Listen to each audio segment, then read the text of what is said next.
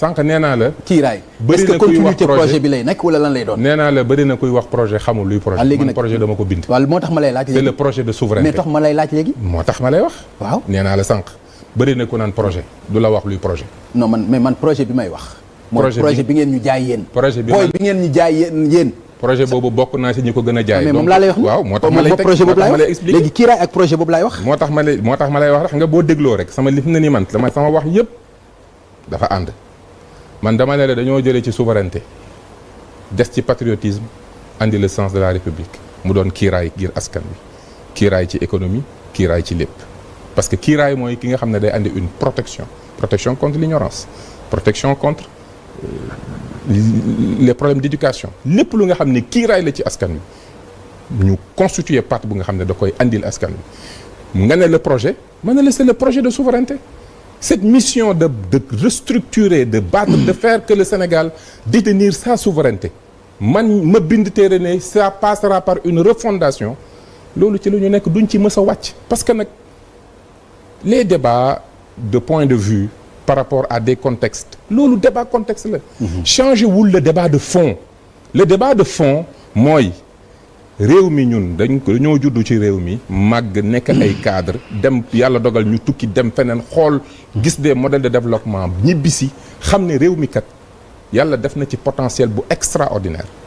mais buñ ko buggee jëfandikoo faaw ñu tabax suñu souveraineté loolu moo andi lépp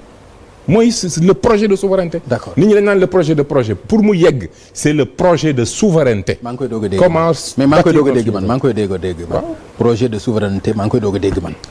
maa ngi koy dégg doog a dégg man li ma daan déggee. Pape Ngagne nag nekkuma say nopp de boo waxee rek dama leen nangul. waaw d'accord ok alors d'accord léegi monsieur le ministre da nga ni ma bi ngeen di laaj dañu romb ñu bari jox leen. dëgg la projet bi ngi lañ leen jaayoon. bu ñu leen joxee projet bi moo tax. monsieur le ministre yaa ngi may dégg bu baax. bu ñu leen joxee projet bi moo tax. nopp fa tagul de. voilà léegi projet boobu laa lay laaj. ak kiiraay ndax continuité lay doon wala da ngeen jël projet bi teg fële. mais bien sûr mais lu tax ñu jël projet bi di ko teg fële. li ma la wax loolu laa lay wax ba léegi Pape Ngagne question yu ñu war a discuter bëri na li ma la wax kay mënu ma la wax leneen kiiraay c'est une évolution dañ ne woon patriotisme souveraineté léegi am nañ ci le sens de la république parce que yàlla may nañu tey ñu toog ci bopp réew mi di góorgóorlu gis lu bëri xam lu bëri jàng lu bëri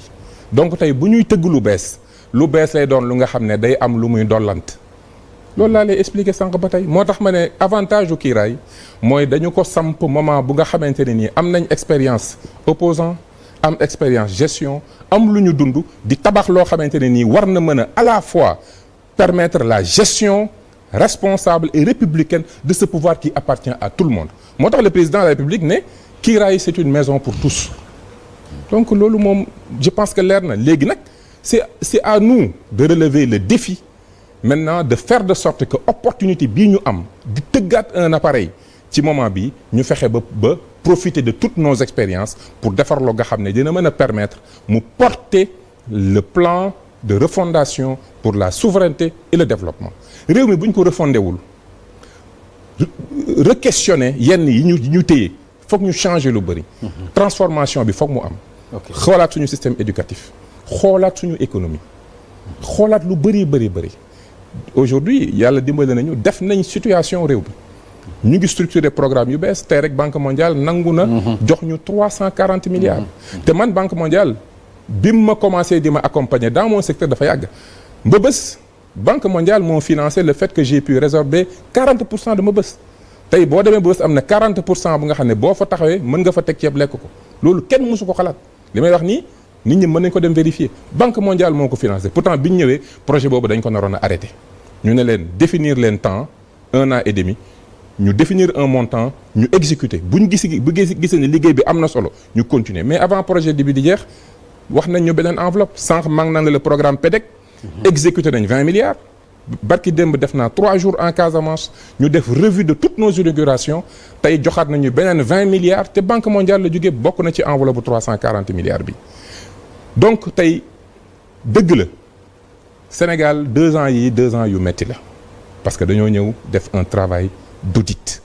def un travail de diagnostic on était obligé ñu arrêter lu bëri gëstu dëgg la am na sax nu mu impacter ci économie bi duñ ko natable mais tey opportunité lañu am pour redémarrer sur des bases saines yoo xam ne gëm nañ ne plan de relance bi ak agenda de transformation mais surtout l'avènement des pôles territoires ak le lancement du programme logement bi nga xam ne structuré nañ ko ba pare. Pape Ngagne programme logement boobu daf ma jaral pendant 1 an et demi ma toog ak léegi amul semaine bu ñu dul tenir des réunions techniques. Pape Ngagne, on a identifié près de 15 à 20 000 hectares sur l'ensemble du territoire national du foncier propice à l'urbanisme. Pape Ngagne identifié nañ 4 000 hectares pour créer une zone industrielle du bâtiment. Am nañ une plateforme bu nga xam ne pare na ñu ngi koy waaj a lancer gis nga demandeur u 100 000 logements yi ak ñi doon demander 300 000 demandeurs tey ñu ngi ci biir plateforme bi. Programme bi dañ ko structurer comme un véhicule d'investissement képp ku ci def sa xaalis di nga mën a produire ay logements ci lu yomb. Sénégalais yi mën ci jot en location vente. Prix logement yi dina nekk autour de 10 millions pour parcelle plus li ñu naan le gros œuvre avec toit bi. mën na dem ba 25 millions mais li gën a am solo mooy on va donner ces logements en location vente. gis nga bi ñuy liggéey 2 ans yii nga xam ne boo ñëwee ci secteur di nga évaluer di nga structurer di nga discuter ak ONU Habitat discuter ak partenaires yi structurer ba ñu pare programme bi di waxtaan ak des investisseurs tey li ñu am ci portefeuille nit ñoo xam ne pare nañ ne ñoom bu programme bi lancé wu jël seen xaalis tabax ay logements pour sénégalais ëpp na 1000 milliards. kon l'espoir est permis et message boobu la vraiment bëgg a jox sénégalais yi te leen il n'y a pas de destin forclos ce qu'il y a c'est que réew mu nekk yàlla dina fa def possibilité ak ay opportunité pour ñu mën ci sëgg structurer lu nga xam ne dina attirer de l'investissement ñu mën a relancer suñu économie et ça c'est la vraie mission bi nga xam ne moom la ñu yor mooy nañu fexe ba def nañ aujourd'hui analyse de situation bi teg nañ des programmes de relance yu nga xam ne dina dugg ci loi de finances yi gëm nañ ne loolu dina mën a relancer l'activité de ce pays. D'accord alors élus locaux yi. est-ce que di nga am possibilité di leen rencontrer parce que man bi ñu préparer émission bi. ñu bari interpellé nañu ma. que da nga inaccessible doo wuyu téléphone doo répondre message doo leen wuyu les maires alors que yow. yaay seen tutelle. te loolu dafa bokk ci li indi ay jafe-jafe. bon ndax contrainte yooyu ak complainte yooyu ak plainte yooyu est-ce que di nga koy jot. ah li nga wax nii day doy na war parce que du vraiment du li am ndax man suñu borom dogal na le jeudi je n'ai fait que recevoir des maires par exemple suba j'ai 10 audiences de maires ba noppi individuellement ba noppi chaque fois su ma demee ci benn localité dinaa wax ñu wax ne maire yi maa ngi fi barki démb bi ma demee Casamance def fa 3 jours 16 heures ba 22 heures j'ai reçu 10 maires ñëpp jël seen doléance pôle territoire yi bi ñuy def concertation yi dinaa réserver benn après-midi bu nga xam ne dinaa recevoir ay maires ba noppi j'ai la chance d'avoir les faîtières comme des partenaires muy UAL ñoom ñëpp AMS boo leen laajal ci ku la neex porte ministère yi dañu dama leen ko ubbi te ñoom seen wàllu bopp ñoo ko wax xam nga élus yi kenn moomu leen damaa woo Sénégal gi yëpp ñu daje le 2 juillet si kat ñu yónnee seen représentant ñoom ñëpp ñu jël kàddu ñoom ñëpp a wax ne ministre bi musul jëf lu mu ñu boole wut musul yëkkati lu mu ñu laaj suñu xalaat te du def loo xam ne yëguñ ko yaakaar naa ne seede woowu mooy seede man de bi ma yëg bu dee nag am na ñoo xam ne xëy na recevoir aguma leen maa ngi dalal seen xel ne leen bépp demande bu ñu jot ñu ngi programmer les jeudis su yàlla dogalee nag may def des tournées je vais en profiter pour dajale maires yi yàlla nag moo dogal ne dama njaboot parce que j'ai plus de 500 maires xëy na loolooy jafe-jafe bi. D'accord alors transfert de compétence bi. jafe-jafe yi ci am aussi. yëg nga ko. dëgg par exemple lu jëm ci yenn facturation yi ñuy facturer yenn kii structures yi. mais loolu xam nga aussi parfois dina indi ay jafe-jafe. absolument nan nga ko compter régler loolu. loolu bokk na ci niñ ko compter régler xam nga bu ñu ne premièrement transfert mooy volume yi état war a jox collectivité locale yi. niñ ko njëkk a bëgg a régler mooy il faut que ñu fexe ba municipalité yi am seen propre fiscalité. xam nga soo xasee am sa fiscalité xam ne lii yaa ko moom boo ko recouvrer loolu dina la permettre nga mën a am benn autonomie en attendant transfert yi di ñëw parce que problème bi mooy dafa bëri municipalité nga xam ne ci transfert yi kese la ñu compter donc tey bu ñu fexee ba ci réforme bii ñuy dugg réforme fiscale bi ñu créer une fiscalité bu nga xam ne maire bi day xam ne moom assiette am lii la loolu dina tax dotation yi de man transfert de compétence bi. li ma bëgg a wax mooy. par exemple léegi ni ñu leen bàyyee hôpitaux yi ñu war di ko fay ñoom. collectivité ak yooyu xam nga loolu le nerf de la guerre mooy dañ leen a jox ay compétences te joxuñ leen moyen. voilà moo tax ma ne acte 4 li mu njëkk a ñu war a régler. mooy li ma doon wax léegi. fexe ba ñu am une vraie assiette fiscale pour collectivités yi ba noppi doubler wala tripler les transferts loolu président keroog dégg ngeen instruction directe yi mu jox